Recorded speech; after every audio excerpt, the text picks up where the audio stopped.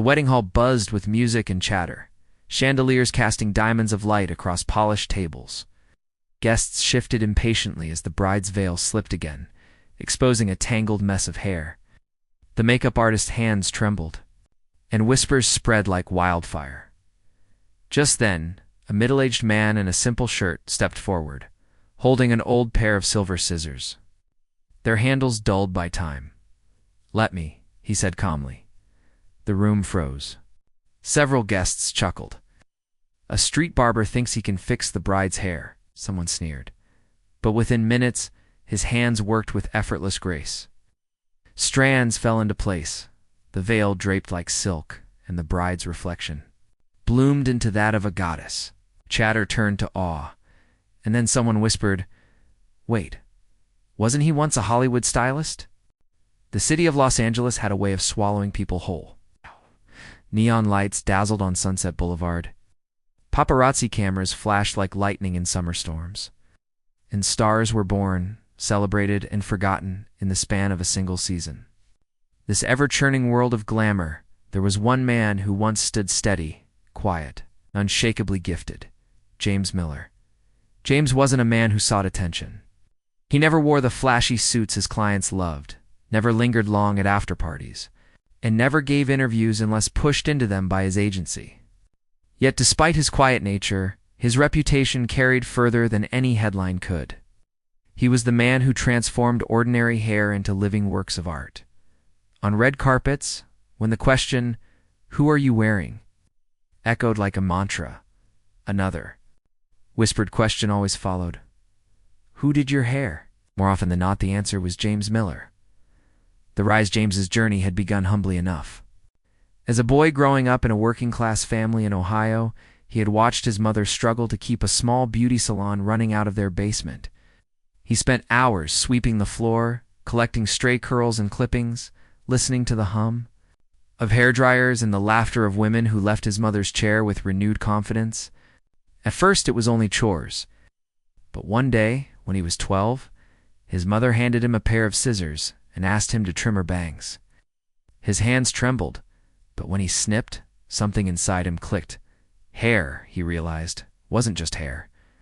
It was identity. It was expression. It was the frame to the picture of a person's soul. By the time James was in high school, he was cutting the hair of his friends, teachers, and even the local mayor. He had a gift for seeing what others overlooked: the natural shape of a person's face, the tilt of their chin, the way their eyes caught the light. He knew instinctively how to shape hair, so it revealed, not concealed, who they were in his early 20s. James moved to Los Angeles with nothing but a battered suitcase, a set of scissors, and the conviction that he could make it. He rented a tiny apartment and worked at a lowly barbershop during the day. But at night, he haunted fashion shows, film sets, and industry mixers, offering his services for free just to get his hands into the world he dreamed of. The gamble paid off. A struggling actress named Lydia took him up on his offer, and when she landed a breakout role, she credited her new look, a cascade of golden curls James had meticulously styled, as part of the reason. Hollywood finally noticed her. Overnight, James became the stylist who made Lydia a star. Soon, agents called. Models arrived. Producers requested him by name. He no longer needed to offer his work for free. Instead, his schedule filled months in advance. The golden years. By the time James turned 30, his work was everywhere. His hair creations floated down the runway in New York and Paris. They graced the covers of Vogue and Vanity Fair. He had clients who trusted no one else, women who would cancel appearances if James wasn't available to style them. But the red carpet was where his magic shone brightest. He knew how to command attention without stealing it. He designed sleek buns that made actresses look like royalty, loose waves that gave singers a rebellious edge, and daring cuts that set fashion trends overnight. When the flashbulbs popped and millions watched live broadcasts, James's invisible fingerprints were always there, framing the faces that defined culture. He became a fixture in Hollywood's inner circle, though he never felt he belonged. Chased fame, James only chased beauty. Yet for all his modesty, he wasn't blind to the respect he commanded. Directors invited him onto sets. Celebrities introduced him at galas as the genius with the scissors. For a time, it felt endless. The fall, but Hollywood is merciless. One mistake, or even the illusion of one, can erase years of work. It began with a young starlet, an actress named Kayla Summers. She had the looks, the voice, the charisma, but not the discipline. She stumbled into fame too early, too fast, and as her roles declined, she searched for someone to blame. On the night of a major awards ceremony, her hair styled weeks before by James, though not on that particular day, appeared limp and uninspired. Critics pounced. This meme spread across social media. Kayla, cornered and furious, declared in a backstage interview that James Miller had ruined her. The statement spread like wildfire. Headlines screamed betrayal. Top stylist fails star. Tabloids speculated that James had grown careless, even vindictive. Contracts dissolved in his inbox overnight. His agency stopped returning calls. Friends turned distant. James tried to fight back, to explain, to defend the truth that he hadn't even touched Kayla's hair that night. But Hollywood doesn't wait for explanations. It craves drama, not facts. Within weeks, James's empire crumbled. The same world that had adored him now spit him out. His calendar emptied, his savings dwindled, and for the first time in decades, James found himself staring at his scissors with a question he never thought he'd ask.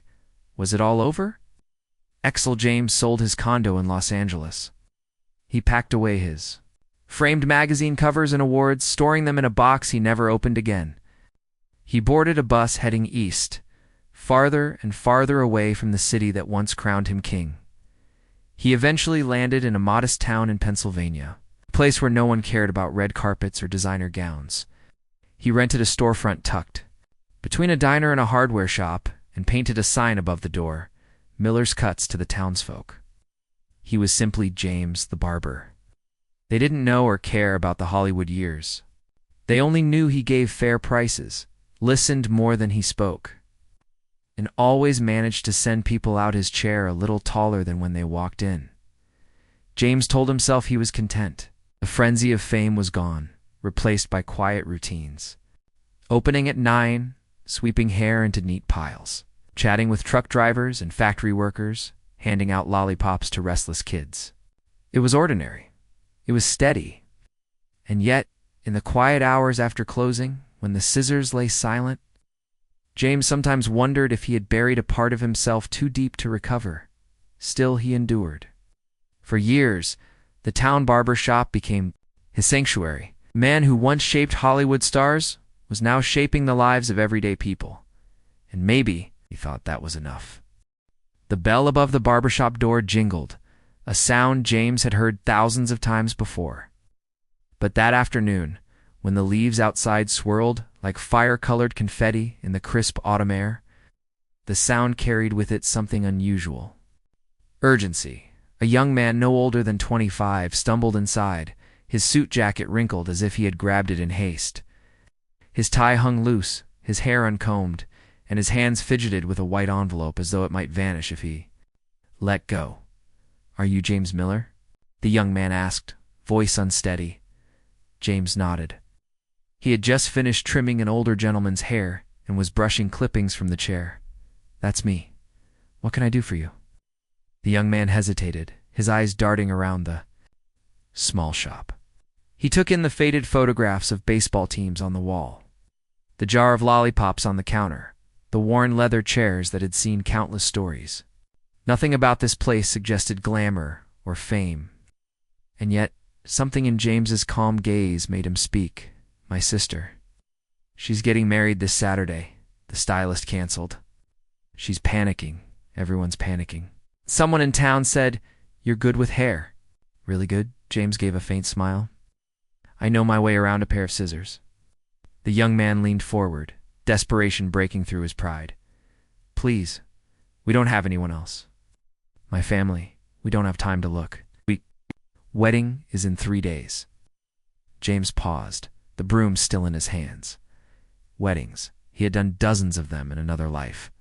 Brides who walked down aisles under chandeliers, under cathedral arches, on beaches lined with roses. Brides who smiled through tears, their hair catching the light like spun gold. He remembered the pressure, the chaos, the joy. He also remembered the cameras, the same cameras that had once captured his downfall. "I don't usually do weddings anymore," James said slowly. The young man's face fell. "I understand," just thought. But before he could leave, James heard his mother's voice in his memory. The way she used to tell him when he hesitated. "When someone trusts you in their moment of need, you don't walk away, Jimmy. You show up." He set down the broom. "All right, tell your sister I'll be there." The young man's eyes widened with relief, as if a mountain had been lifted from his chest. "Thank you. You don't know what this means?" "No." He pressed the envelope into James's hands. "Here's the address, the time, everything." When the young man left, James looked at the envelope for a long time. He should have felt nervous, maybe even afraid. Instead, he felt a flicker, faint but unmistakable, of the old spark. The weight of the past that night. James sat alone in his apartment above the shop. The scissors lay on the table, gleaming faintly under the lamp. He picked them up, turning them in his hands, remembering how effortlessly they had once moved. How crowds of assistants used to wait for his nod before handing him clips and sprays. He hadn't touched a wedding veil in over a decade. Would he even remember how to weave it, how to anchor the pins so they held steady for hours of laughter and dancing? A darker thought intruded. What if he failed again? What if whispers started here, in this small town, the same way they had started in Hollywood? James closed his eyes, willing the doubt away. This wasn't Hollywood. There would be no red carpets, no critics, no paparazzi, just a bride who needed help. And helping people had always been the heart of his work, no matter where it took place. He placed the scissors back in their worn leather case and whispered to himself, "One last time." Preparation the next day. James prepared quietly. He restocked. A few combs cleaned his brushes until they gleamed, polished the scissors until they reflected the morning sun. He ironed his shirt plain white, without frills, and polished his shoes. He did not advertise. He did not tell his regulars. This job wasn't about reviving his reputation. It was about showing up when someone needed him. Still, as he tucked the veil pins and styling clips into his bag, James felt a nervous anticipation humming in his chest. For years he had convinced himself that his artistry belonged to the past. Yet here he was, sharpening scissors like a knight polishing his sword before battle. The town's murmurs, in a small town, news traveled quickly. By Friday, whispers began to circulate. "Did you hear? The Miller barber is doing the bride's hair tomorrow." Some chuckled at the thought. A barber? The Johnson wedding? They could have hired someone from Philadelphia? Others defended him. "Don't underestimate James. My boy's hair never looked sharper." But curiosity spread. Guests who had already doubted the groom's choice of a modest venue now had another reason to gossip. By the time Saturday arrived, many of them were eager to see whether the mysterious barber would be a disaster or a miracle. The morning of the wedding Saturday dawned with clear skies. The church bells rang across town, echoing over the rooftops as James loaded his bag into the back of his old pickup truck. His hands were steady, though his heart beat with a rhythm he hadn't felt in years. When he arrived at the hotel ballroom, where the bridal party prepared, the contrast was stark. Crystal chandeliers glittered overhead. Bridesmaids in matching robes fluttered like colorful birds, their laughter laced with anxiety. Makeup artists dabbed at cheeks. Photographers clicked cameras. Waiters rushed with trays of champagne. And in the middle of it all sat the bride, pale, trembling, her hair already collapsing under the weight of a poorly pinned veil. James stood quietly in the doorway, could feel the stares immediately. A few of the bridesmaids raised eyebrows. A group of wealthy guests nearby whispered audibly, "That's him? The town barber? God help the bride?" James ignored them. He had learned long ago that whispers meant nothing once the scissors began to sing. He stepped forward, his voice steady. "Let me take a look." The bride met his eyes, desperation swimming there. Please, she whispered. I don't care who you are. Just fix it. The ballroom was restless. The murmur of voices echoed against marble floors and crystal chandeliers, buzzing with impatience. The bride sat rigid in her chair, pale and trembling as the veil drooped lopsidedly down her shoulder. Her bridesmaids hovered nearby, hands wringing, their carefully applied lipstick betraying nervous bites. James could feel every eye on him as he placed his worn leather bag on the counter. The whispers began again, sharp as broken glass. A barber from Maine Street. This is a wedding, not a haircut. Her brother must be out of his mind. But James had heard it all before. He had walked into dressing rooms full of skeptics and walked out leaving them silent, humbled. He didn't look at the guests. He looked only at the bride, a young woman on the verge of tears, her hands clenching the bouquet she had insisted on holding even before the ceremony. Breathe, said softly, his voice steady, a tone that cut through the noise like a calming tide. We're going to make this work. The bride let out a shaky laugh. You sound so sure. I am, James replied, though deep inside he could feel the years of absence like rust on his hands. Still, when he opened his bag and pulled out the polished silver scissors, something shifted. His fingers curled around them with the ease of memory, as if no time had passed at all. Step by step, James began, not with scissors, but with touch.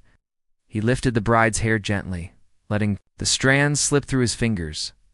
It was fine, easily tangled, but he could see the hidden shape, structure waiting to be revealed. He took out a comb and started carefully, detangling without pulling, murmuring encouragement as he worked. This will take a little patience, but we'll get there. The room quieted, just slightly. The bridesmaids, who had been fluttering nervously, leaned closer. Curiosity outweighing doubt next, he sectioned the hair with swift, confident motions. His hands moved like a conductor, guiding an orchestra, precise yet fluid. Snip, snip, the scissors whispered as he trimmed away frizz and uneven layers. The sound sharp and hypnotic. A few guests shifted uncomfortably. He's cutting her hair, one hissed. But then they noticed, with each cut, the hair began to fall into place, smoother, shinier, shaped to frame her face rather than fight against it. James worked quickly, but never rushed. Each movement had purpose. He pinned, unpinned, shifted, and pinned again, testing the veil until it draped naturally, flowing like silk down her shoulders. He twisted sections into soft waves, anchoring them with delicate pins hidden from view. He teased volume at the crown, balancing elegance with lightness. A few sprays of setting mist shimmered under the chandelier, catching flecks of light, and then came the veil, the final challenge. He adjusted it with the delicacy of an artist placing the last brushstroke on a masterpiece. He anchored it firmly, yet it appeared effortless, cascading like a waterfall of lace. Silence in the room by the time he finished. The ballroom had gone. Silent. Even the photographers had stopped clicking. The bride opened her eyes, glancing toward the mirror in front of her. For a moment, she didn't recognize herself. Gone was the anxious young woman with frizz and panic. In her place sat a radiant bride, hair gleaming, veil flowing, face framed with effortless grace. Her lips parted in disbelief. I look like yourself, James said quietly. The best version of yourself. Tears welled in her eyes. Bridesmaid gasped. Another clutched her chest, whispering, "It's perfect." And slowly, like a wave rolling across the shore, the murmurs changed. Did you see that? He's incredible. How did he do that so fast? The wealthy guest who had scoffed earlier sat frozen, mouth slightly open. The ridicule in his eyes had melted into awe, the recognition among the guests. An older woman leaned closer to her husband, squinting. "I've seen that man before," she whispered. Her husband frowned. "He's just a barber." "No, I swear I know his face. Look at his hands, the way he moves. Don't you remember? Years ago, the Oscars. That actress Lydia Hart, the one with the golden curls. He's the one who styled her. I read it in Vanity Fair. The whisper spread like wildfire. Another guest pulled out her phone, searching old articles. Within moments, the truth began to ripple through the crowd.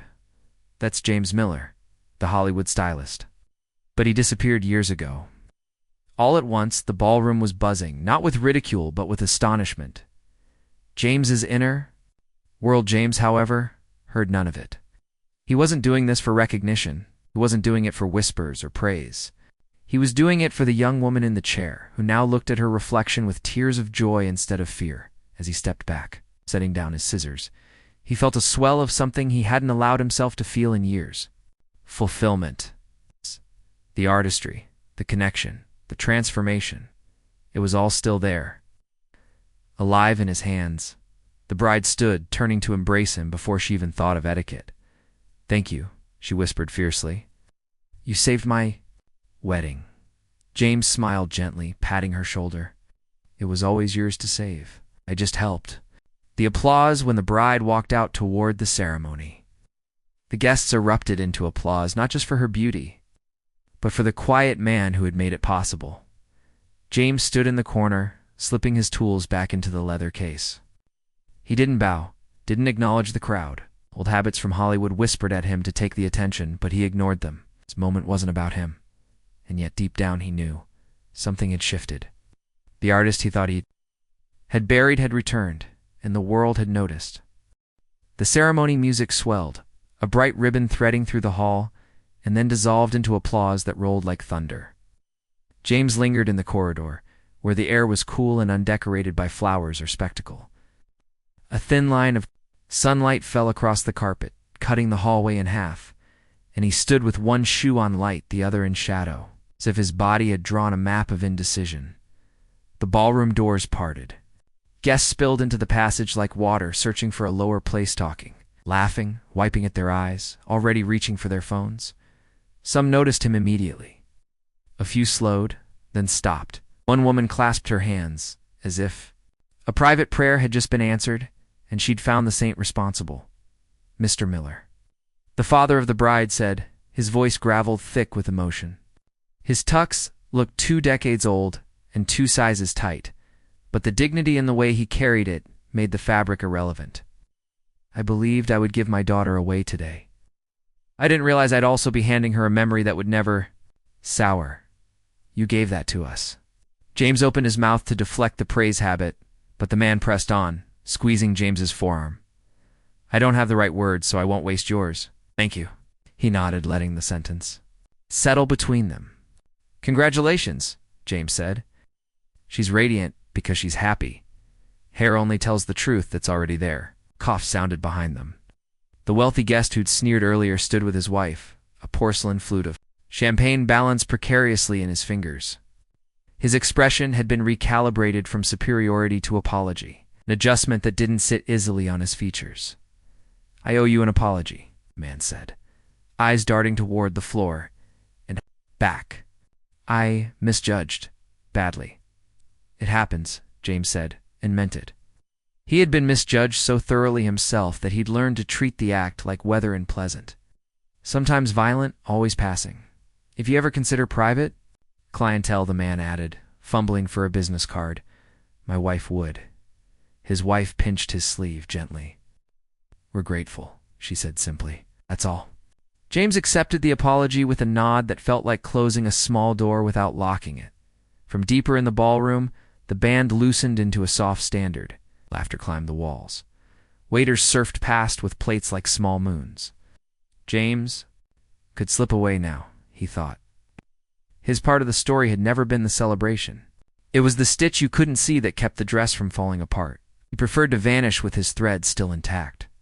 "Mr. Miller?" "James." A woman stepped forward with a reporter's careful smile, both eager and cautious. Hair was neat in a way that suggested she trusted no one else with it. On her tote bag wore the polite scuffs of a professional who carried her life from place to place. "I'm Claire Benton, Harrow Gazette. My editor is also at this wedding, small town. Big news. May I ask you a few questions?" "I'd rather you didn't," James said, not unkindly. "Today belongs to the couple. I respect that. Could I at least confirm your name?" "You're James Miller?" "Yes," he said, before she could stitch more words into the air. "Formerly of Los Angeles." Silence. Silence clicked like a shutter. He watched her eyes measure him, Taylor taking the city's old shape and holding it against this quieter version, you know. She added, tone softening, I interned for a magazine in LA a lifetime ago. We all had a list of people we hoped to meet. Your name was on mine. I was another life, James said. Lives overlap, Claire replied. That's how we know we're still ourselves. He almost smiled. Print that last line. It's better than anything I could give you. I'd still like a quote, she said, more gently. Something I can pair with the photo someone is going to send me in the next 5 minutes, whether I ask for it or not. He considered the corridor, the sliver of sun that bisected it, and chose his words the way he chose a parting line in hair. Clean, modest, durable. Right that a community saved a wedding today, he said. I only did my job. Claire nodded, as if she'd expected exactly that. Thank you, Mr. Miller, and welcome home in whatever sense fits. She left him there grateful, wary, still half in shadow. More people approached with small requests. A bridesmaid had a loosened pin. James fixed it with 2 fingers and a whisper of patience. The groom's tie needed taming. He coaxed its knot into something noble. The bride's grandmother asked if he could unstick a stubborn clasp on her. Vintage purse, and he did, because craft is just problem-solving with grace. He refused tips, accepted hugs, and collected apologies as though they were feathers light. Delicate and not his to keep. He meant to leave after that, truly. He lifted his bag, felt its familiar weight, and started for the service exit. James, a voice said, the syllable elongating with recognition. A woman in a dark teal dress stood 10 feet away, one hand lifting as if to signal a cab in an uncluttered room. She was all angles and confidence, her hair sculpted into the kind of elegance that either required a genius or a patient storm. Is it really you? He didn't need the second look. The name presented itself like a playlist he hadn't cued in years. Marina Reyes, publicist to half the town's myths back when he still believed in them. They had weathered premieres together, crisis calls at dawn, last-minute pivots from braids to buns, because a strapless dress had become a high-necked one at the 11th hour. Marina had been the translator between chaos and appearance, a diplomat whose embassy was glamour. Marina, he said, surprised to hear warmth unclench. Its fist in his chest. I didn't expect to see you in Harrow. My niece married into this circus, she said, angling her head toward the ballroom. I live 2 states over now. Even publicists reinvent. Her smile thinned into sincerity. I read everything that happened. I tried to reach you. I was busy not answering, he said. Understandable. She glanced toward the ballroom the wake of awe he'd left, and then back at him. You were always the real thing. Some industries can't metabolize reality, so they spit it out. He worked a breath in and out, counting the beat the way he used to count seconds between curls and pins. That's a poetic way to say I became inconvenient. It's a true way, she said. Also, things change. It's the actress who blamed. You. Public opinion has shifted. Quietly, people grow up. They regret. They'd admit what their panic wouldn't let them say at the time. There's a new head at Orchid Agency who grew up idolizing your work. If you wanted, she let the sentence dangle like a ribbon from a bouquet colorful, tempting, avoidable. You could come back. There it was. The invitation he'd told himself he no longer wanted, arriving not by email or rumor, but through a person who'd once handed him bobby pins like they were lifelines. I have a shop, he said. I cut hair for kids who pay in quarters, and for fathers who remember when their own hair was obedient. I sweep the same floor my mother taught me to sweep. It's quieter, maybe truer. Truer doesn't disqualify bigger, she said. Could teach, mentor, guest in, guest out, keep your shop, keep your life. Let the rest be just another appointment on the calendar. Doesn't have to devour you again. He wanted to say no with the confidence of a man who had already, but curiosity is a muscle. He felt it flex. A memory assembled itself.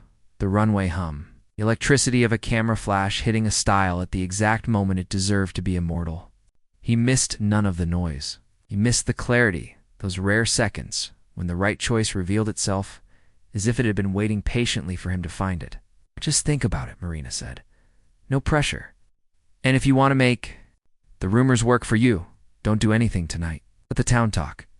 Tomorrow, I'll text. You can ignore me. You always could. Text, he said, because it cost him nothing to accept the possibility. She touched his arm.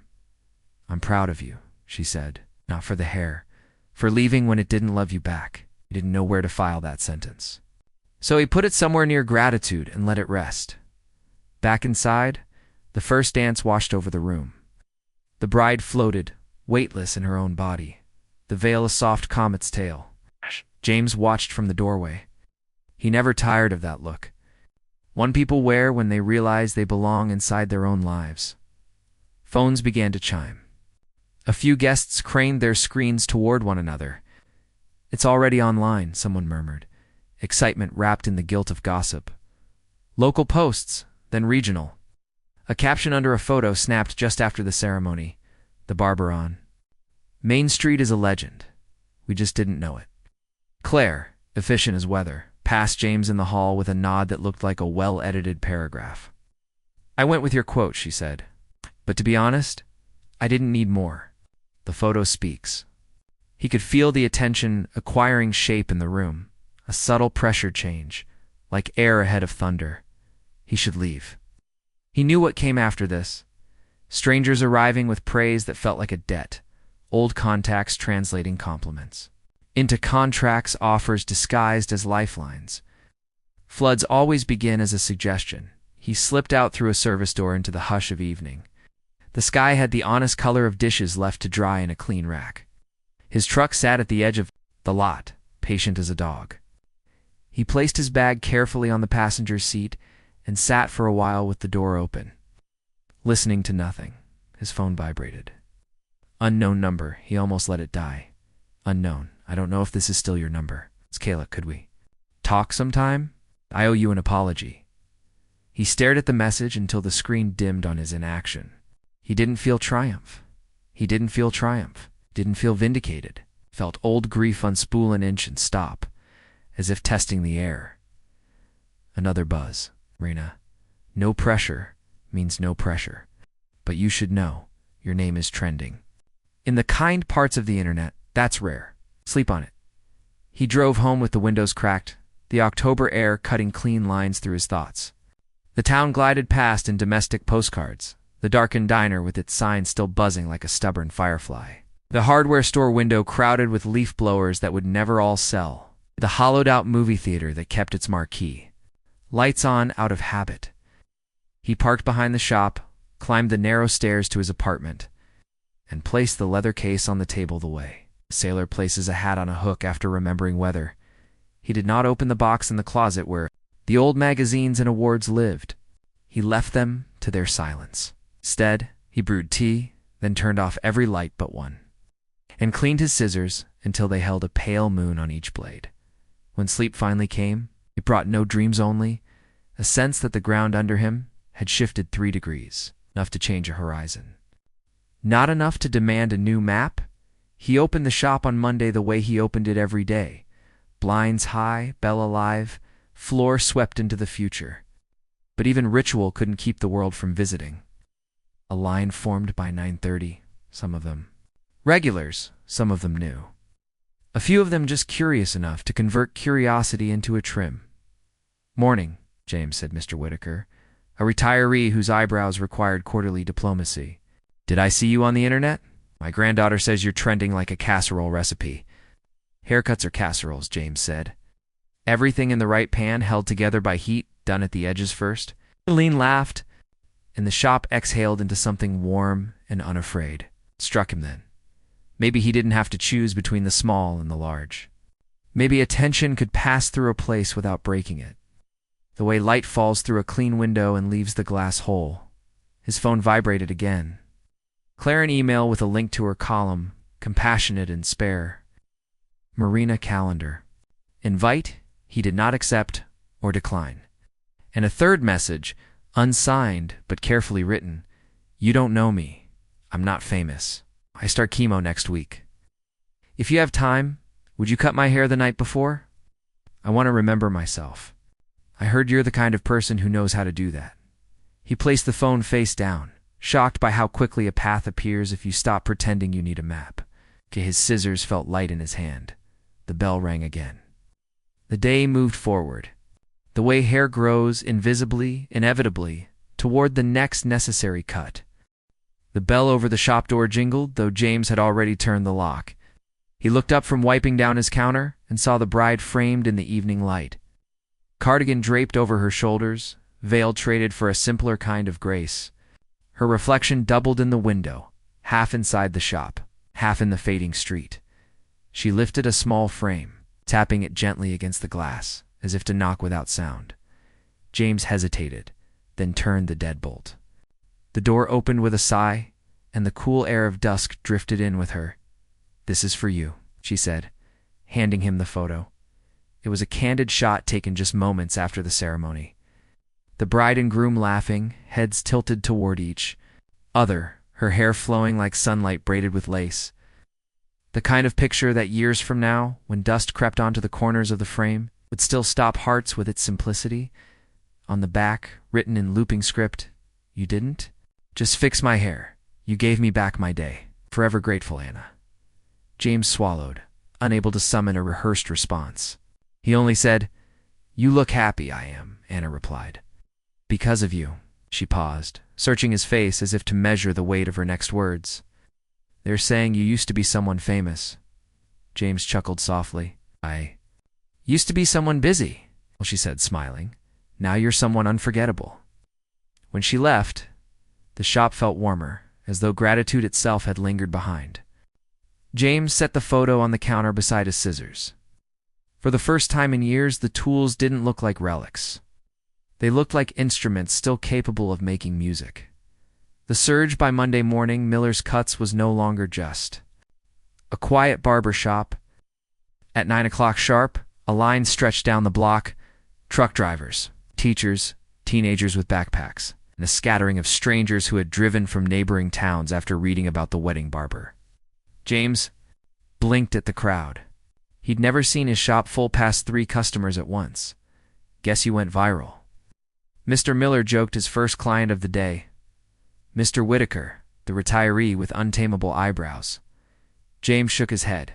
Hair grows the same speed whether people know your name or not. Yet as the day unfolded, he saw more than curiosity in the faces who came through his door.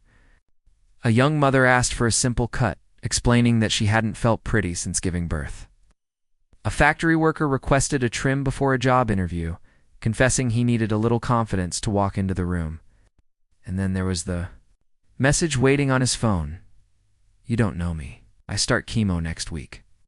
If you have time, would you cut my hair the night before? I want to remember myself." James read it 3 times, feeling the words lodge deep in his chest. He wrote back only one line. Yes, of course. These were not movie stars or magazine covers. They were people clinging to small pieces of dignity, hope, or renewal, and somehow each head of hair carried the same weight as a red carpet the other. World returns, but the outside world was knocking. 2. Marina's card sat in his drawer, like a reminder that the past wasn't finished with him. On Tuesday, she appeared in person, leaning against the counter, with the ease of someone who had once survived 100 backstage crises by his side. "There's an academy in Philadelphia," she said.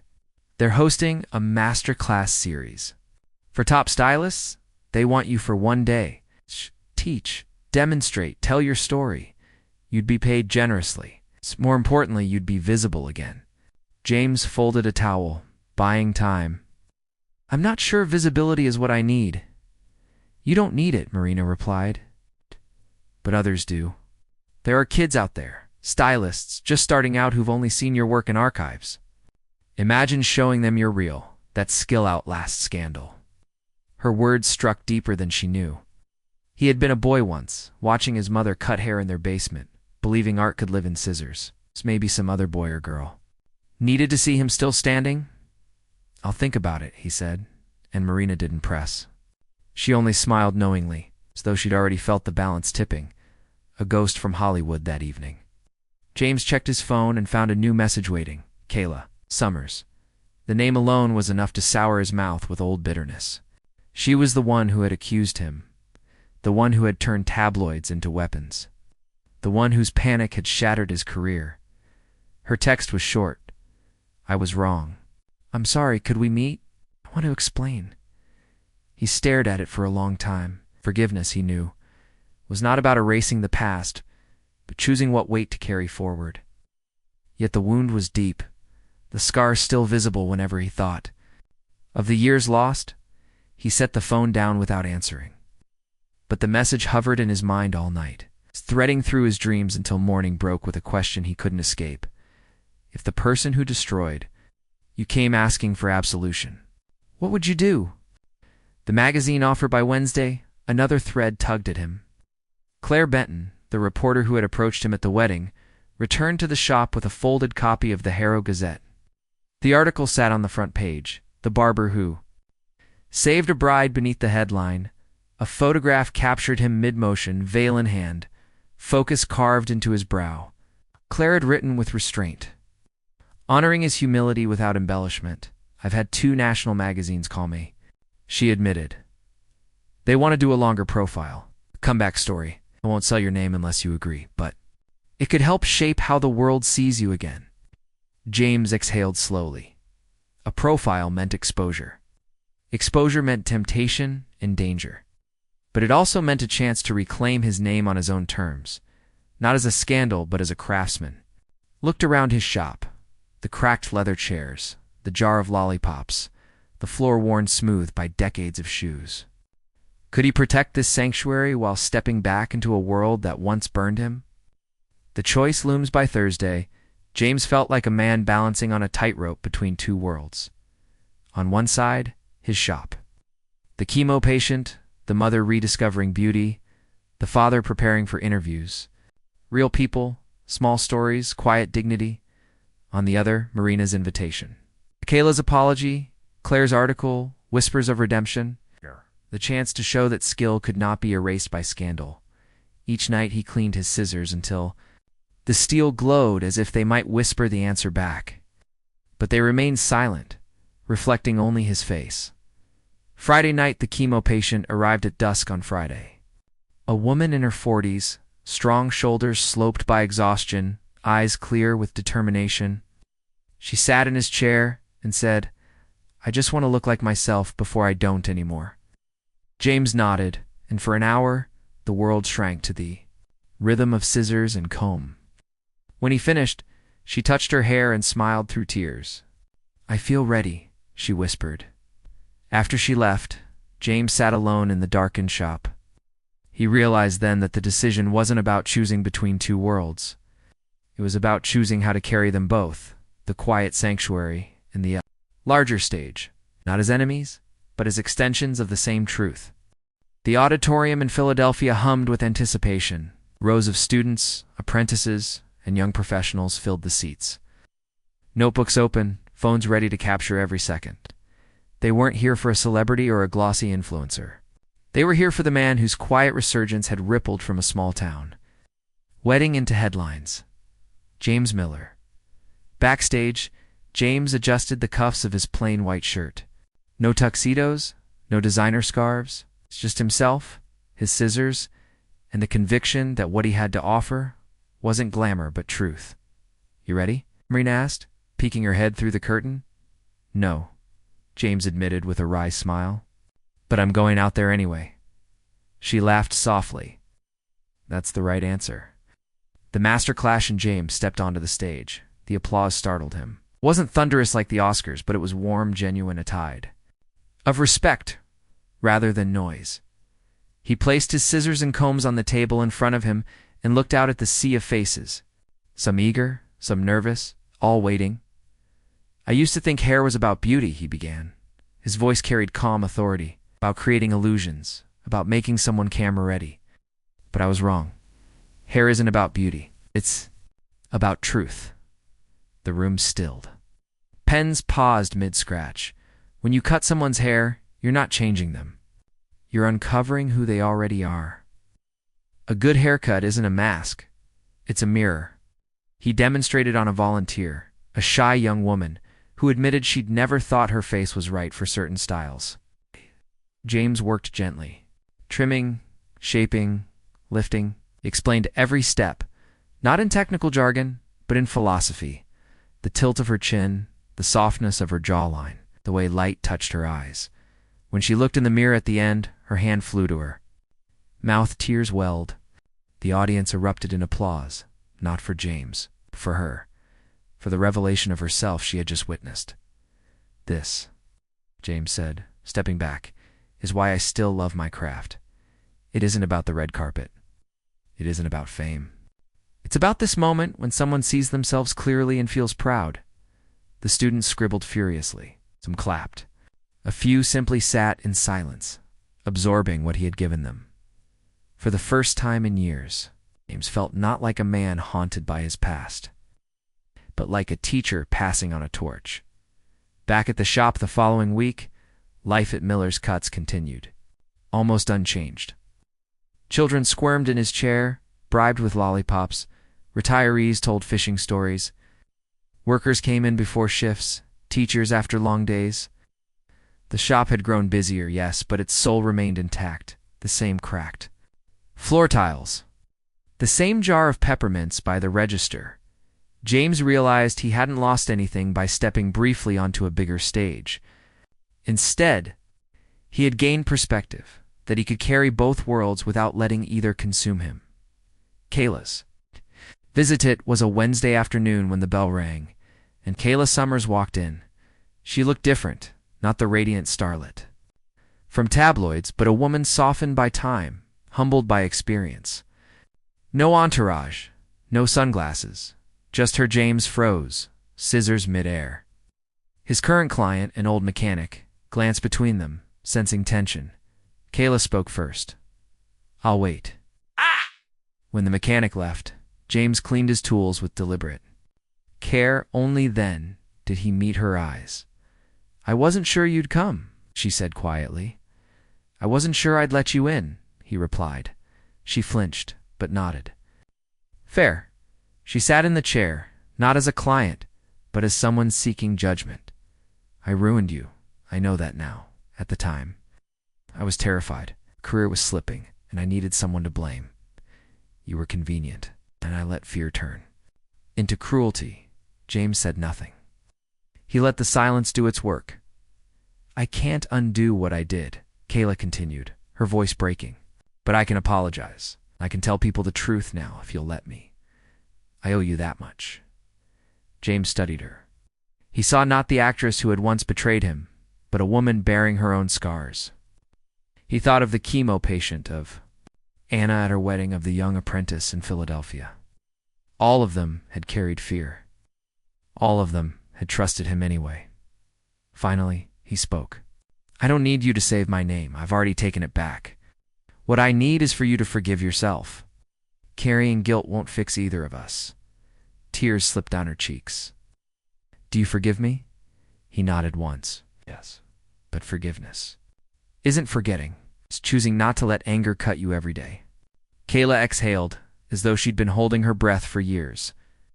She stood, thanked him, and left with nothing more said. James felt no triumph, only release. The wound that had defined his exile had finally closed. A quiet evening that night. James locked up the shop and lingered by the framed photo Anna had given him. The bride and groom's laughter seemed eternal, frozen in a moment that would outlast all scandals, all regrets. He thought about the students in Philadelphia there, eager faces as they scribbled notes. He thought about Kayla's tears, about the chemo patient's smile, about Anna's joy, and he realized that legacy wasn't measured in fame or obscurity. It was measured in moments in every head of hair that walked taller after leaving. His chair, he carried the scissors to the counter and polished them slowly, the steel catching the lamplight. His mother's voice echoed in his memory. "When someone trusts you in their moment of need, you don't walk away. You show up." He had shown up. He would keep showing up. Not for cameras, not for applause, but for the quiet dignity of human connection. The last cut of the death bell rang one final time. Teenage boy stood in the doorway, shy, holding crumpled bills. "Do you still take walk-ins?" James smiled. always. As the scissors began their familiar song, James felt at peace. His story was no longer one of exile or comeback. It was a story of presence, of a man who once touched Hollywood but now found greater beauty in touching lives, one by one. When the boy left, shoulders straighter, James turned off the lights. The shop sank into gentle darkness, but James knew the truth. His legacy would not fade with the night. It would live in every person who had ever looked in a mirror after his work and thought, "Yes, that's me."